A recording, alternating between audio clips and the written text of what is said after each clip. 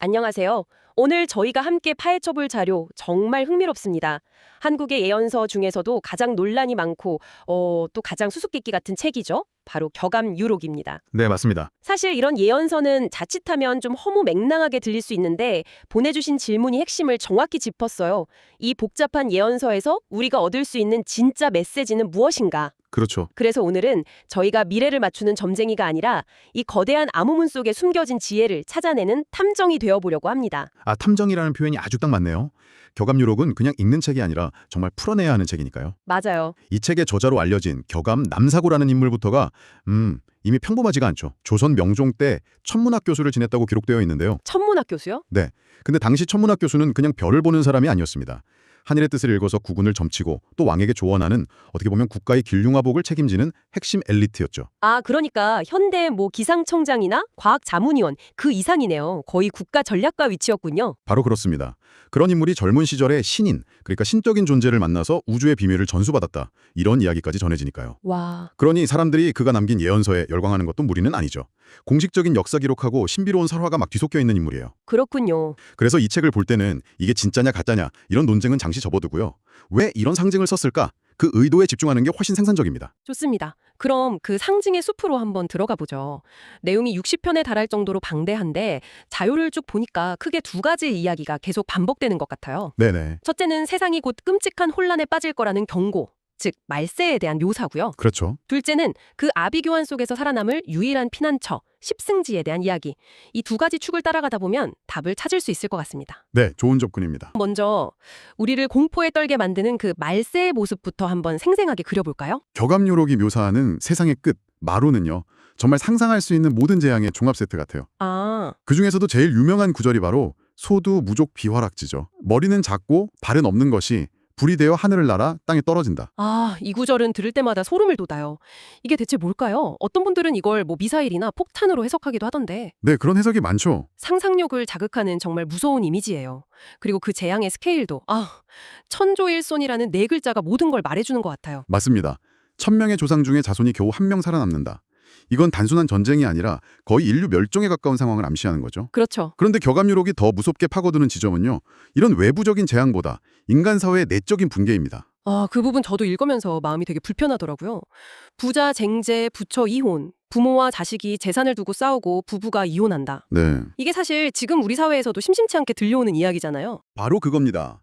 예언이라는 게 단순히 미래의 어떤 특정 사건을 가리키는 게 아니라 시대를 초월해서 나타날 인간성의 타락, 사회 시스템의 붕괴를 경고하는 거죠. 그렇군요. 여기에 이름 없는 전염병, 무명천질이 돌아서 아침에 멀쩡하던 사람이 저녁에 죽어나간다. 이 묘사는 최근 저희가 겪었던 팬데믹 상황과 겹쳐지면서 더 섬뜩하게 다가오죠. 정말 그렇네요. 산 붕해고, 산이 무너지고 바다가 마른다. 또 천변지진, 비화락지, 하늘에서 지진이 나고 불덩이가 떨어진다. 이런 구절들은 기후 위기를 떠올리게 하고요. 네, 맞아요. 근데 이런 끔찍한 묘사들을 계속 읽다 보면 그냥 겁을 주려고 쓴 건가 하는 의문이 들기도 해요. 목적이 뭘까요? 아주 핵심적인 질문입니다. 이건 공포 영화가 관객의 긴장감을 최대한 끌어올리는 것과 비슷한 효과를 노린다고 볼 수 있어요. 상황이 이렇게나 끔찍하고 절망적이다. 그러니 너희는 기존의 방식으로는 절대 살아남을 수 없다. 새로운 구원의 길을 찾아야만 한다. 이렇게요. 일종의 빌드업이었군요. 네, 말세의 묘사는 뒤에 나올 십승지라는 해법의 필요성을 극적으로 부각시키기 위한 아주 강력한 동기부여 장치인 셈입니다. 절망이 깊을수록 구원의 빛은 더 밝게 느껴지니까요. 와, 그렇게 들으니 이해가 되네요. 이토록 끔찍한 세상에서 살아남을 유일한 방법이 있다고 하니 귀가 솔깃해질 수밖에 없겠어요. 그게 바로 십승지군요. 그렇죠. 책에서도 창생들아 목숨 보전할 곳을 알고 싶으냐, 길한 별이 비추는 진짜 십승지를 찾아라, 이렇게 강하게 이야기하죠. 네, 아주 직접적으로요. 그럼 당연히 이런 질문이 나오죠. 그래서 그 십승지가 대체 어디에 있는 건데요? 그렇죠. 그래서 수많은 사람들이 옛날부터 지금까지 지리산 어디다, 태백산 어디다 하면서 실제 장소를 찾아 헤맸습니다. 네, 저라도 그랬을 것 같아요. 그런데 흥미롭게도 격암유록은 그런 사람들을 비웃기라도 하듯 아주 헷갈리는 단서들을 던져줘요. 십승지를 묘사하길 산도 아니고 들도 아니다. 비산비하라고 하죠. 잠깐만요. 산도 아니고 들도 아니면 대체 어디죠? 공중에 떠있기라도 하다는 건가요? 여기서부터 이미 평범한 장소는 아니라는 느낌이 드네요. 맞습니다. 심지어 더 충격적인 구절도 있어요. 나를 죽이는 것이 십승이다. 네, 나를 죽이는 게 십승지라고요. 네, 사라자 십승. 이건 정말 뒤통수로 한 대 맞는 기분이죠.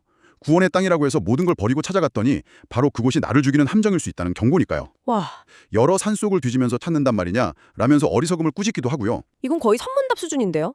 보물은 바로 내 등 뒤에 있다. 뭐 이런 느낌이랄까요? 결국 지도에 표시할 수 있는 특정 장소를 찾으라는 게 아니라는 거군요. 정확합니다. 책은 계속해서 우리의 시선을 외부에서 내부로 돌리려고 시도해요. 결정적인 구절이 난리를 피하는 근본은 모두 마음에 있다.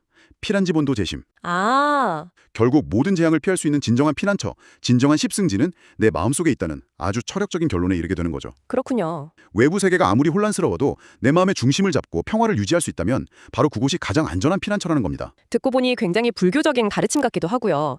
결국 진정한 피난처는 내 마음속에 있다. 그럼 그 마음의 피난처, 십승지로 들어가는 방법도 이 책에 나와 있나요? 물론입니다. 그냥 마음을 잘 다스려라 하고 끝나지는 않을 것 같은데요. 분명 뭔가 암호처럼 숨겨져 있을 것 같아요. 네, 격암유록의 진짜 재미는 바로 그 암호를 푸는 데 있죠. 십승지로 들어가는 열쇠, 혹은 그곳의 본질을 설명하는 세 가지 핵심 상징이 반복적으로 등장합니다. 아, 드디어 암호가 나오는군요. 바로 궁을, 양백, 그리고 삼풍입니다. 궁을, 양백, 삼풍. 이름부터가 심상치 않네요. 하나씩 풀어보죠. 먼저 궁을은 활궁자의 새 을자인데 이게 대체 무슨 의미일까요? 이 두 글자를 한번 합쳐보세요. 궁이랑 을을요. 그럼 태극 문양하고 비슷해지죠? 아, 그러네요. 책에서는 궁을을 하늘의 활과 땅의 을의 조화 또는 음양의 결합으로 설명합니다. 즉 우주의 근본 원리이자 깨달음의 길 그 자체를 상징하는 거죠. 길. 네. 그리고 재미있는 점은 이 길에 도달하는 방법이 무문도통, 즉 글을 몰라도 도에 통한다는 겁니다. 아, 그 점이 정말 인상 깊었어요. 많이 배우고 똑똑한 사람만 구원받는 게 아니라 학식과 관계없이 누구나 본질적인 깨달음을 통해 구원의 길에 이를 수 있다는 거잖아요. 그렇죠. 굉장히 민주적인 구원관이라고 할 수 있죠. 네, 그러네요. 다음은 양백, 두 개의 흰 것이요. 이건 또 뭘까요? 두 개의 흰 것. 글쎄요. 흰종이랑 흰쌀. 말세니까 식량이 중요할 테니 너무 단순한가요? 하하, 그럴듯한 추측입니다. 하지만 책은 더 깊은 차원의 이야기를 해요. 첫째는 우주적인 차원에서 선천과 후천, 즉 하늘과 땅이 바로 양백이다라고 설명하고요. 아, 더 직접적인 힌트는 바로 다음에 나옵니다. 흰옷과 흰마음, 이것이 참된 양백이다. 의백, 신백, 진양백. 하하, 결국 또 마음으로 돌아가네요. 겉으로 깨끗한 옷을 입는 것도 중요하지만 본질은 때묻지 않은 순수한 마음을 유지하는 것. 바로 그겁니다. 양백은 내면의 정화와 순수함을 상징하는 암호였던 거죠. 그렇군요. 자, 이제 마지막 암호, 삼풍입니다. 세 가지 풍요로움, 이건 정말 식량처럼 들리죠. 네, 이건 정말 빼도 박도 못하게 식량 같아요. 궁울이나 양백이 정신적인 거였다면 삼풍은 그래도 먹고 사는 문제를 해결해주는 물질적인 축복이 아닐까 싶은데요. 그렇죠. 굶주림이 가득한 시대에 가장 필요한 거니까요. 저도 처음 읽었을 땐 당연히 그렇게 생각했습니다. 무슨 곡식 없는 풍년이 있나 하고요. 네. 그런데 격암율록은 우리의 그런 예상을 완전히 뒤엎어버립니다. 곡식 없는 큰 풍년, 이것이 바로 삼풍이다. 무곡대풍시 삼풍. 곡식이 없는 풍년이라니요. 이건 또 무슨 말장난이죠. 그럼 뭘로 배를 채운다는 건가요? 바로 영적인 양식입니다. 영적인 양식이요? 네, 책에 따르면 삼풍의 정체는 불, 비, 이슬 이 세 가지입니다. 화우로라고 하죠. 이걸 신령한 양식 삼아 먹으면 늙지도 죽지도 않는 경지에 이른다고 설명해요. 아, 솔직히 현대인의 관점에서는 정말 비현실적으로 들리는 이야기죠. 하지만 이걸 문자 그대로 받아들이기보다는 삼풍 역시 인간을 살리는 것이 물질적인 양식이 아니라 영적인 에너지 혹은 깨달음이라는 것을 강력한 은유로 해석해야 합니다. 그렇군요. 결국 궁울, 양백, 삼풍 모두가 한 방향을 가리키고 있는 거죠. 구원은 밖에 있는 게 아니라 내 안에 조화, 궁울, 순수함, 양백, 그리고 영적인 성장, 삼풍에 달려있다고요. 혼돈의 시대, 말세가 오고 피난처, 십승지는 내 마음속에 있으며 그곳으로 가는 열쇠는 모두 내적인 성찰을 요구한다. 퍼즐 조각이 하나씩 맞춰지는 기분입니다. 네, 그렇죠. 그런데 이런 예언서에는 항상 빠지지 않는 존재가 있잖아요. 이 모든 새로운 시대를 이끌어갈 구원자, 슈퍼히어로 같은 인물이요. 물론 등장합니다. 격암유록에서는 그를 정도령 혹은 진인, 즉 참된 인간이라고 부릅니다. 정도령. 네, 그런데 이 정도령이라는 인물 묘사가 또 아주 기묘합니다. 십승지도 그렇고 암호들도 그렇고 뭐 하나 평범한 게 없었으니 구원자라고 평범할 리가 없겠죠. 어떻게 묘사되나요? 우선 혈통부터가 미스터리예요. 어떤 성씨인지 알 수 없다고 하거나 심지어 압이 없는 아들, 무부지자라는 표현까지 씁니다. 압이 없는 아들이요. 네, 인간적인 족보나 혈연의 개념을 완전히 벗어난 존재라는 거죠. 그의 근본은 하늘 위 구름 속의 왕이라고 하니 말 그대로 땅의 존재가 아닌 하늘에서 온 존재임을 강조합니다. 만약 십생지가 내면의 상태고 구원의 열쇠가 영적인 성장이라면 구원자 역시 우리가 생각하는 왕이나 장군 같은 정치적, 군사적 리더가 아닐 수도 있겠네요. 바로 그 지점입니다. 오히려 영적인 스승이나 새로운 사상을 가져오는 존재에 더 가까운 걸까요? 네, 그걸 생각하게 만드는 묘사들이죠. 이 구원자는 칼이나 군대가 아니라 해인이라는 특별한 능력으로 세상을 구원한다고 나옵니다. 해인요? 바다, 해, 도장인. 맞습니다. 이 해인은 모든 것을 가능하게 하는 무한한 조화의 능력 혹은 진리의 힘을 상징해요. 해인을 사용하는 자가 바로 진인이다라고 명시하고 있죠. 모든 혼란을 잠재우는 궁극적인 힘으로 그려집니다. 그럼 이 엄청난 능력을 가진 구원자는 대체 언제쯤 나타난다고 하나요? 시기에 대한 언급도 있습니까? 네, 구체적인 동물 이름까지 언급합니다. 진사, 즉 용의 해와 뱀의 해에 성인이 나타난다. 진사 성인출. 아, 진사녀네요? 네, 그리고 그가 나타나면 비로소 모든 고통이 끝나고 즐거움이 찾아오는 고진감래의 시대가 열린다고 말합니다.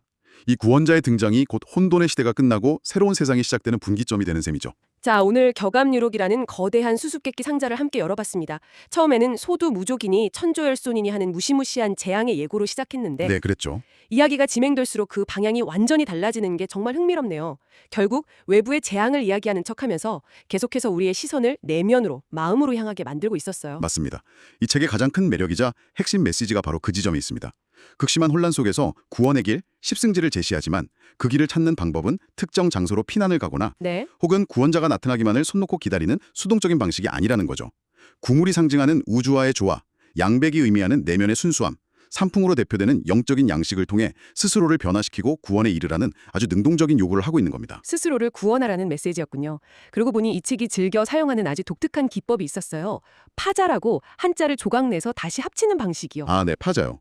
마지막으로 아주 재미있는 파자 수수께끼를 하나 들려드리고 싶어요. 책에 이런 구절이 나옵니다. 나를 살리는 자는 누구인가?